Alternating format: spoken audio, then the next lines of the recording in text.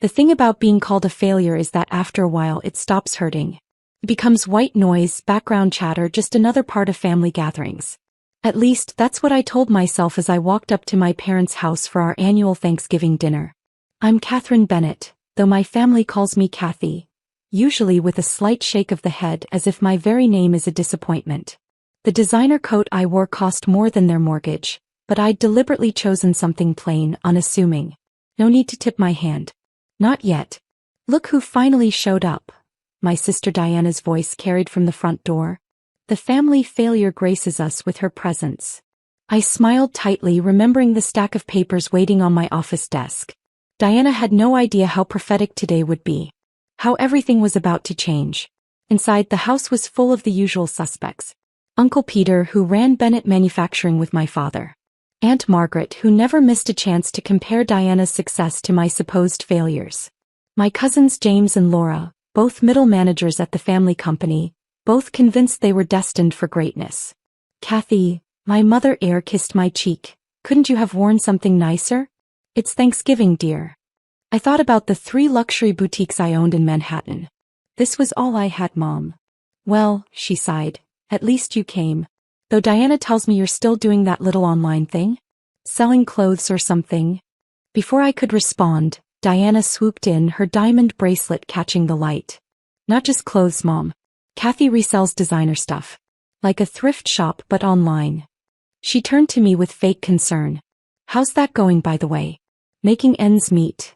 If she only knew that her beloved Bennett Manufacturing had been secretly hemorrhaging money for months, that their suppliers were abandoning them, that bankruptcy was just hours away. If she only knew that my little online thing was actually Eclipse Luxury Group, one of the largest high-end retail conglomerates in the country. But she didn't know. None of them did. I get by, I said quietly, accepting a glass of wine from my father. Getting by isn't the Bennett way, he declared, puffing up with pride. Look at Diana, youngest VP in Bennett Manufacturing history. Look at James and Laura rising through the ranks. That's success. I took a sip of wine to hide my smile. The Bennett way had led their company straight into the ground. While they were busy promoting family members and ignoring market changes, I'd built an empire in silence. Speaking of success, Diana practically bounced with excitement. Wait until you hear our big news. We're expanding. Bennett Manufacturing is opening 3 new facilities next year. Daddy's even talking about taking the company public. I nearly choked on my wine. They were planning an expansion when they could barely make payroll. When their debt was about to come due. That's ambitious, I managed. Of course you wouldn't understand, Uncle Peter chimed in. Business strategy isn't really your thing, is it, Kathy? Not everyone can grasp the complexities of running a real company. The room erupted in knowing laughter. Ah yes, poor Kathy, who couldn't handle the family business. Who walked away from Bennett Manufacturing 5 years ago when they offered her a job in the mailroom. To learn the basics, they'd said. Remember when she suggested we start selling online? James snickered. Said retail was changing or something. Or when she wanted to invest in that luxury goods platform? Laura added. What was it called? Eclipse something. Eclipse Luxury Group, I said softly. That's it. Diana laughed. God, imagine if we'd listened to her. We'd probably be bankrupt. My phone buzzed in my pocket. I didn't need to look at it. I knew what it was, confirmation that Bennett Manufacturing had officially filed for Chapter 11 bankruptcy. Right on schedule. Dinner's ready, my mother called from the dining room. Everyone find your seats. We filed into the formal dining room where name cards marked our places. Diana sat at my father's right hand, of course. I was between cousin Laura and Aunt Margaret, as far from the head of the table as possible. So, Kathy, Aunt Margaret began as we passed the turkey, have you considered getting a real job? I hear Walmart is hiring. More laughter. I cut into my turkey, remembering the day 5 years ago when they tried to demote me to the mailroom. I'd been working in acquisitions, had just completed my MBA, had brought them solid proposals for modernizing the company. But Uncle Peter had convinced my father I wasn't ready for real responsibility. The mailroom will be good for you, he'd said. Teach you humility. Instead, I'd walked away. Sold my shares back to the family for a fraction of their worth. Shares that would be worthless by morning. I took that money and invested in a small but promising luxury retail platform called Eclipse. Now Eclipse Luxury Group owned 30 high-end boutiques, 6 online retail platforms, and was about to acquire its first manufacturing company. Actually, I set down my fork. I've been meaning to talk to you all about business. Oh honey, my mother sighed, not this again. Yes, look how well your business advice worked out last time, Diana smirked. Didn't that Eclipse company you loved so much get bought out or something? It did, I nodded. By Morgan Holdings. See. Diana turned to our father. Thank God we didn't listen to her investment advice. My phone buzzed again.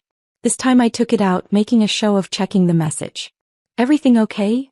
My father asked, annoyance clear in his voice. Some crisis at your little resale shop? No, I said calmly.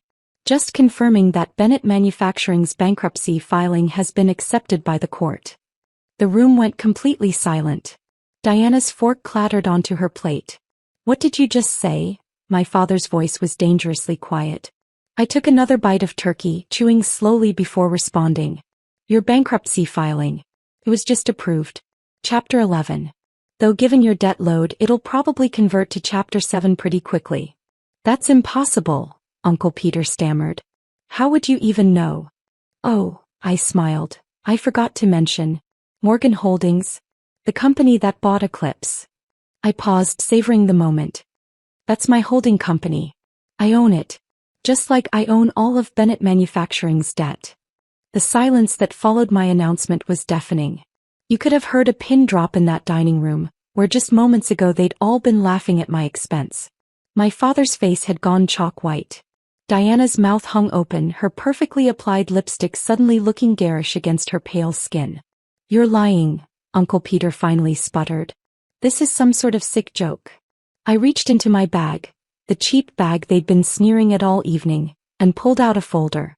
Actually, I have the paperwork right here. Would you like to see it? The bankruptcy filing, the debt acquisition records, everything. I spread the documents on the table right next to the cranberry sauce. I particularly enjoy this page, the list of creditors. Morgan Holdings owns 82% of your outstanding debt. But that's impossible, Diana whispered. You run a small online resale shop. I couldn't help but laugh. Is that what you really think I've been doing for the past 5 years? While you were all busy mocking my little online thing, I built Eclipse Luxury Group into a $3.2 billion company. Morgan Holdings, my private investment firm, is worth even more. $3.2 billion? Laura choked on her wine. Give or take a few million, I shrugged. It's been a good quarter. My father found his voice, though it shook with barely controlled rage. If what you're saying is true, if you really own our debt, why would you do this to your own family? Pie family. I set down my wine glass carefully. You mean the family that tried to demote me to the mailroom after I finished my MBA? The family that laughed at every suggestion I made to modernize the company? The family that calls me a failure at every holiday? Just then my phone buzzed again. Right on schedule. Excuse me, I said, standing up. I need to take this. It's probably my assistant with the final paperwork. I walked into the hallway, leaving them to stew in their shock. Through the dining room door I could hear their panicked whispers. She has to be bluffing. Check the company accounts. Call our lawyers. I smiled as I answered my phone. Yes, Jennifer? Everything's ready, Ms. Bennett. The bankruptcy filing has been processed, and our offer for asset acquisition is prepared. Should I send in the team? Give it 5 minutes, I replied. Let them digest the news first. When I returned to the dining room, they were huddled around Uncle Peter's phone, frantically checking account balances and legal notices. Well, I said pleasantly, shall we discuss the next steps? My team will be here shortly with the acquisition proposals. Team? My mother's voice was faint. What team? As if on cue, the doorbell rang. I checked my watch. Right on time. That would be my lawyers and financial advisors, I said. I hope you don't mind if they join us for dessert? We have quite a bit to discuss. Now wait just a minute. My father stood up, trying to reclaim some authority. You can't just come in here and... Actually, I can. I cut him off. Your company is bankrupt. You've defaulted on $142 million in loans that I now own. You have exactly two choices. Work with me on an orderly restructuring and sale, or I force liquidation first thing Monday morning. Diana started crying, her mascara running. But the expansion plans, the new facilities, were never going to happen, I finished for her. The company has been insolvent for months. Did none of you actually read the financial reports? Or were you too busy promoting family members and planning parties to notice you were hemorrhaging money? Jennifer led my team into the dining room, 3 lawyers and 2 financial advisors, all carrying briefcases full of documents. The contrast between their professional demeanor and my family's shell-shocked expressions was almost comical. Ms. Bennett, one of the lawyers nodded to me. Shall we begin? Please, I gestured to the dessert plates my mother had laid out. Help yourself to some pumpkin pie while we work. My mother's recipe is quite good. For the next 2 hours, we went through the details of Bennett Manufacturing's collapse and my proposed acquisition. I'd spent months planning this, buying up their debt through various subsidiaries, watching as they dug themselves deeper into trouble. This is thorough, Uncle Peter admitted grudgingly, looking through the paperwork. Unlike some people, I smiled, I actually understand business strategy.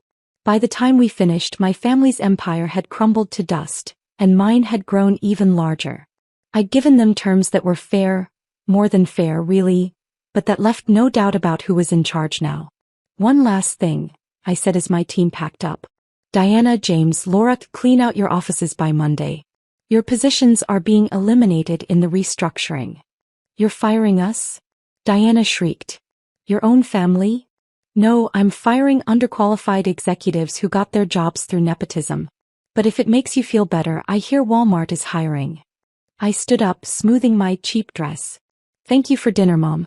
The turkey was excellent, though I'm afraid none of us got to finish it. Too much business to discuss. Kathy, my father's voice stopped me at the door. Was this all just about revenge? I turned back to look at him, at all of them. No, Dad. This was about business. The revenge is just a bonus. Walking out to my car, I heard Diana wailing about her mortgage, her country club membership, all the things she'd lose. James was yelling about lawyers, about fighting back. But they had nothing left to fight with. I got into my car, not the modest sedan they thought I drove, but a Mercedes S-Class I'd had delivered for this specific moment. As I pulled away, I saw them all standing at the window watching me leave. My phone buzzed one last time. A message from Jennifer. Congratulations, Ms. Bennett. The acquisition announcement is ready for Monday morning. I smiled, thinking about how different next Thanksgiving would be. Would they still call me the family failure when I owned their company? Would they still mock my little online thing when they were all unemployed? Somehow I didn't think so.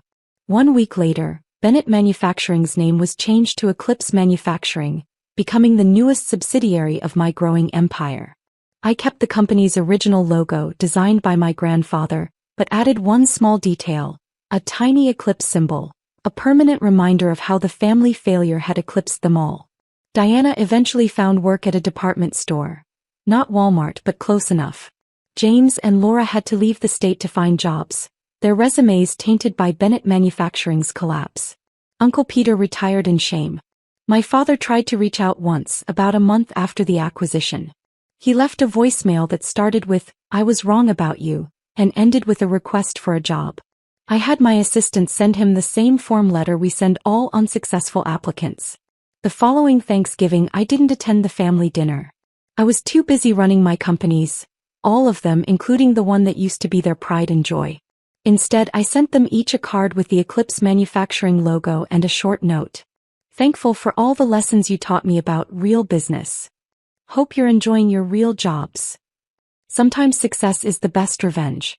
Sometimes the family failure becomes the family's worst nightmare. And sometimes karma comes with a side of pumpkin pie.